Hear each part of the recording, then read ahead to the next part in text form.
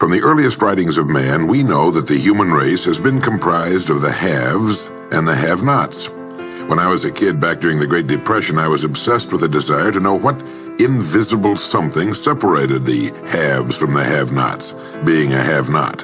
I wanted to know why so few managed to be well off financially in a country where success is available to everyone. For example, in checking the Statistical Abstract of the United States, published by the Bureau of the Census, I discovered, just lately, that only 10% of the men in this country, 65 years of age and older, have incomes of $6,000 or more a year. More than 80% of all men 65 or older have incomes under $4,000 a year. Only 7.6% have incomes between $7,000 and $10,000 a year, and only 3.7% have incomes of $10,000 a year or more. A man starts his working career in his 20s, often earlier. He's fortunate in that he lives in the free world. He has better than 40 years to make the grade financially in the richest country on earth.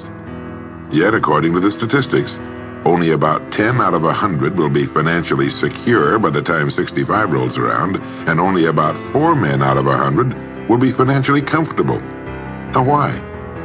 Well, let me tell you how to find out for yourself. Conduct your own survey. Start down the street in your neighborhood on any Saturday or Sunday and ask the man of every house 2 questions. The first question is, what are you doing at the present time to increase your income now? That is, how much do you want to earn? And when you've evaluated the blank stare you get in response to that question, ask question number 2, which goes, how much money are you planning to be worth at age 65? Now, when the silence becomes too unnerving, thank him and move on to the next house. Ask 50 men, 100, 1,000, until you're completely convinced that the reason men don't make more money during their working lives, and the reason men aren't financially independent by the time they're 65, is simply that they seldom, if ever, do any constructive thinking on either subject. It's that simple, unfortunately. The reason it's so easy to earn far more money than the average man earns in this country is that so very few, are going about it the right way. This is a race without enough contestants to bother about. The few who are really in the race can all be winners. Some will finish ahead of the others, but even the man who finishes last in this race will be financially secure. Most people, more than 90%, aren't even in the race. To prove it, ask yourself the 2 survey questions. Up until the time you started listening to this message, what were your plans for increasing your income? How much do you want to earn? And how much money had you decided to be worth by the time you're 65? You see, people who earn large incomes aren't lucky, and they're not crooks as those without money are so fond of pretending, nor are they endowed with more brains or talent necessarily than their friends and neighbors, nor are they privy to occult secrets, and only a very few were lucky enough to have had rich fathers or grandfathers. Most of the people earning the big incomes today started the same way you and I did, and most other people. The only difference between the men who earn big incomes and those who earn small incomes is that those earning big incomes decided to earn more. They're the people who made it their business to earn more. You see, a woman who does not think about baking an apple pie for dinner tonight will never think of looking up the recipe for apple pie. Without the decision for pie, there's no motivation for checking out the recipe. A man who does not think about driving his car to St. Louis, Missouri or Nacogdoches, Texas will never get road maps which show how to get to St. Louis or Nacogdoches. And a man who never decides to earn more money will never think of learning how, of looking up the rules for earning more money. You see, people do what they make up their minds to do. So get rid of the ancient superstition once and for all that people who earn big money are special people, or lucky, or get the breaks, or had money to begin with, or knew someone, or are smarter, or anything else. These are alibis. They can all be disproved 1,000 times. The reason there are so many of these alibis around is that men who fail to make the grade financially are seldom honest enough to just admit that they really didn't try and keep trying. So in order to justify their failure, in order to remain seated, they dream up and pass along these old alibis. We're all self-made, but only the successful will admit it. I once had occasion to visit Charleston, South Carolina. I'd never been there before, so I hired a taxi to drive me around the historic old town. I particularly wanted to see the battery where that famous shot was fired on Fort Sumter. Along this beautiful drive, some of Charleston's oldest and finest homes look out over the bay. I commented to my cab driver on what lovely homes they were, and he said, yes, some of those homes have 40 rooms. And then he thought a moment and he said, and every one of them is owned by a crook. This is how the have-nots justify themselves and their lot in life. I didn't say anything because I didn't feel I was entitled to advise him or try to straighten out his thinking. This is a free country where as long as he doesn't hurt others, everyone has the unalienable right to be just as wrong as he wants to be. As Thomas R. Lounsbury, the American scholar and educator, put it, we must view with profound respect the infinite capacity of the human mind to resist the inroads of useful knowledge. My taxi driver and men and women like him all over the world have been kidding themselves and holding themselves down and refusing the bounty and abundance of the world for centuries. Knowledge is available to everyone. We can either listen to those qualified to teach us, or we can go along with those ancient stumbling blocks we get from people who don't know any more than we do. The truth, incidentally, about those homes along that beautiful drive is that they were built by the men and women who made the largest contribution to the city of Charleston. In just a moment, I'm going to give you the formula for getting rich, but before I do, I want to remind you of something. Before a jet pilot begins his takeoff from an airport, he carefully goes over a checklist, item by item. He does this not only because it's required by law, but because he cannot afford to trust so important a job to his memory alone. He has another checklist that he goes over just as carefully before he begins his letdown at his destination. He does this without fail every time he takes off and every time he lands. Well, I think living successfully is as important as flying an airplane. And because of this, I think each of us needs a checklist too. And that's why there's one included with this cassette. We need a checklist to go over item by item before we take off in the morning and before we drop off to sleep every night. So I want to recommend that you affix the checklist to your bathroom mirror. Stare at it as you brush your teeth in the morning and stare at it again as you prepare for bed at night. Go over each item, and as you do, think of what each item represents. Now here's number 1. It's the formula for getting rich. It also explains why you're in your present position, whether you're earning $6,000 a year or $16,000 or $60,000 or $600,000. It applies to every adult, whether he's employed or unemployed. It applies to the richest man and to the poorest, and every person in between. And here it is. Our rewards in life will always be in exact proportion to our contribution, our service. Now that's what the formula means as the first item on your checklist. Memorize it. Our rewards in life will always be in exact proportion to our contribution, our service. Listen to it, think about it until you know it emotionally as well as intellectually. It might give you some slight feeling of superiority to realize that there's probably not another man within a mile of where you live who knows it. You can add it as a question on your survey if you want proof of that. If you want it in another form, here it is as it applies to a man's job. It's the same thing really, the same thing applies, but you can express it differently. The money you're paid by the company you work for will always be in direct ratio to the need for what you do, your ability to do it, and the degree of difficulty involved in replacing you. Maybe you want to write the formula down in both of its forms and think about it until it's as much a part of you as your name. The reason it isn't spelled out on your checklist is because you might not want everyone to know what you're up to. The checklist is valuable only to a person who knows what the words really indicate. All right, you've got the formula. As you think about it, its meaning will become clearer to you. With the formula, there are 2 rules which must be applied to properly use it. This formula, together with the 2 rules, is your recipe or your roadmap to earning all the money you really want. Now let's take a look at item number 2 on your checklist. And I'm serious about your putting this checklist on your mirror. You'll notice it's pressure sensitive. Item number 2, the gold mine. The Pulitzer Prize-winning playwright Archibald MacLeish in his play The Secret of Freedom wrote, "The only thing about a man that is a man is his mind. Everything else you can find in a pig or a horse." Strong words, aren't they? But as long as you live, you'll never hear a truer statement. The key to every human being's success lies in his mind, the gold mine between his ears. One idea can make you rich. A lot of good ideas can move you steadily upward in the work you do, and ideas are free.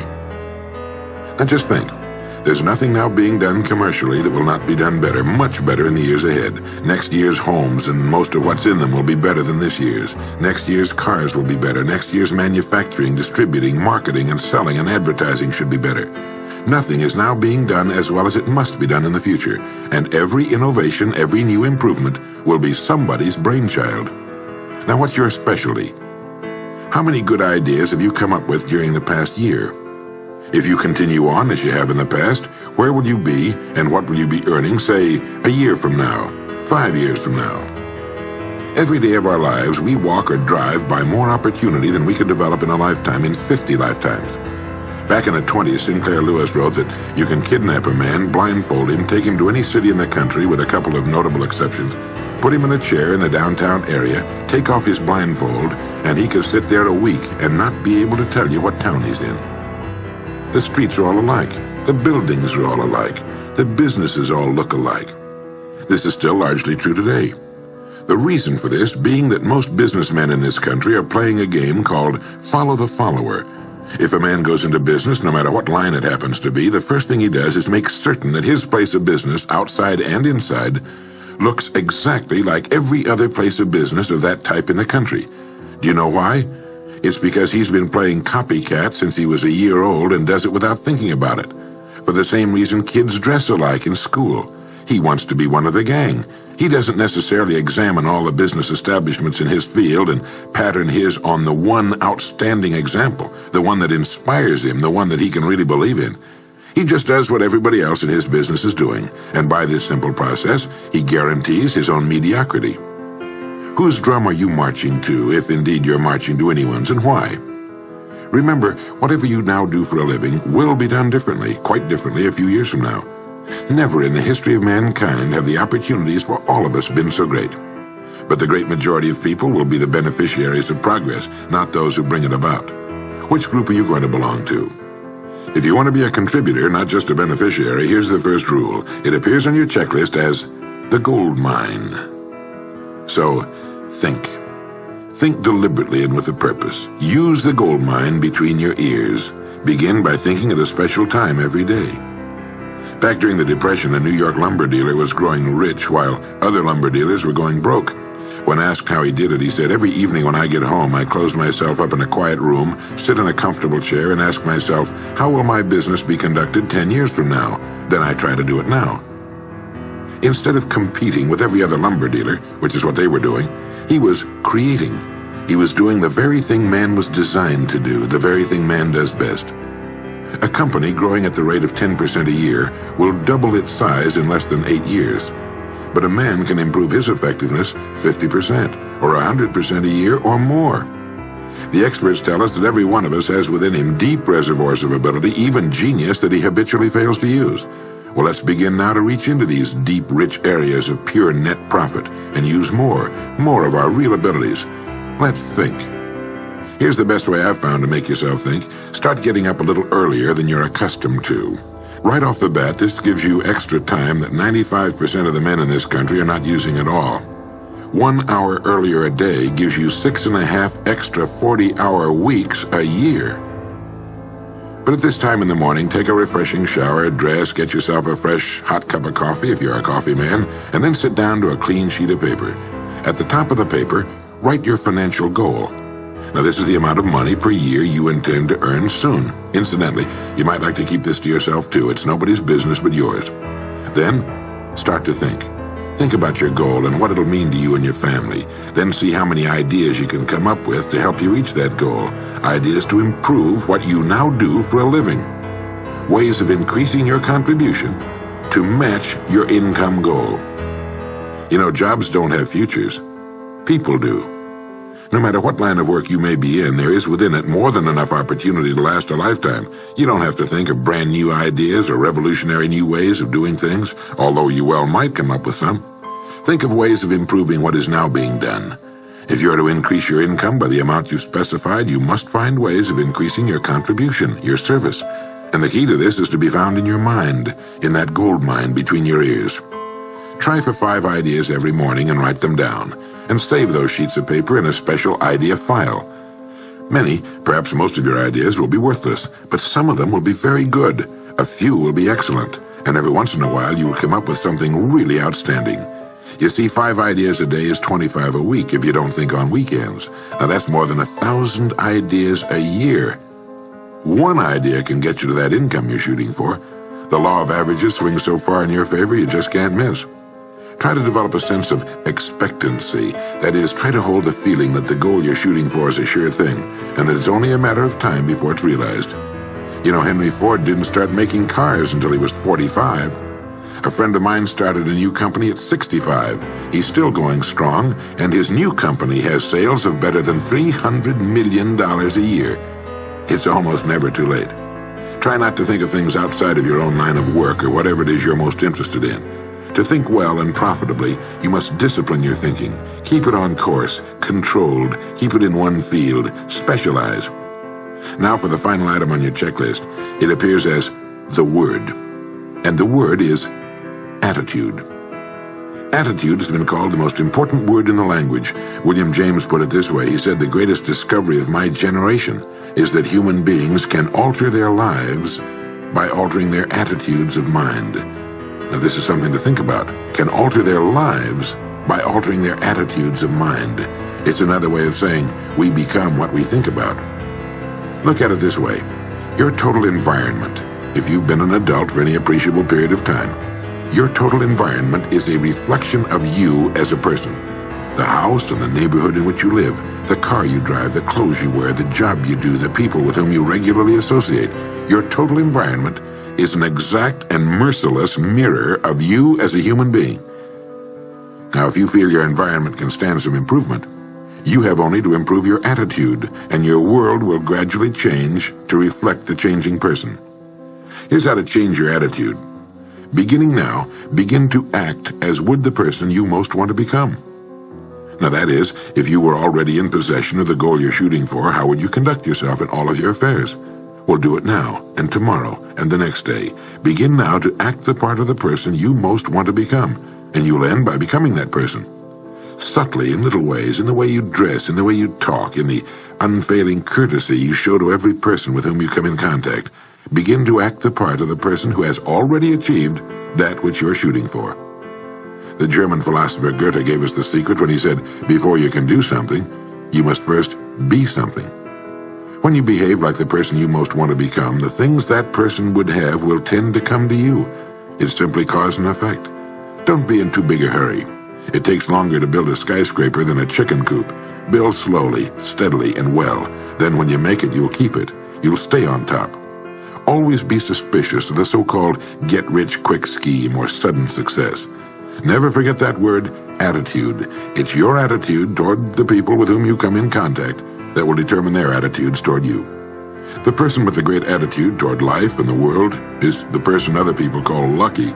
He's not lucky. He's just using our old friend cause and effect. His causes are excellent, and his effects have to be just as good. Well, that's it. 3 things to remember. 3 things to practice every day. If you spent 16 hours a day, 7 days a week, practicing your golf swing, in a relatively short time, you'd have a grooved, beautiful swing like the pros. So practice your new attitude every day, every waking hour. Practice thinking a few minutes every morning, and you'll find yourself thinking all day long. And remember the formula. Our rewards in life will always be in exact proportion to our contribution, our service. Go over the ideas in this message every day until they're as much a part of you as your name and your temporary address. You'll notice that each time you listen, you'll hear something new. You'll get a new idea you failed to get before.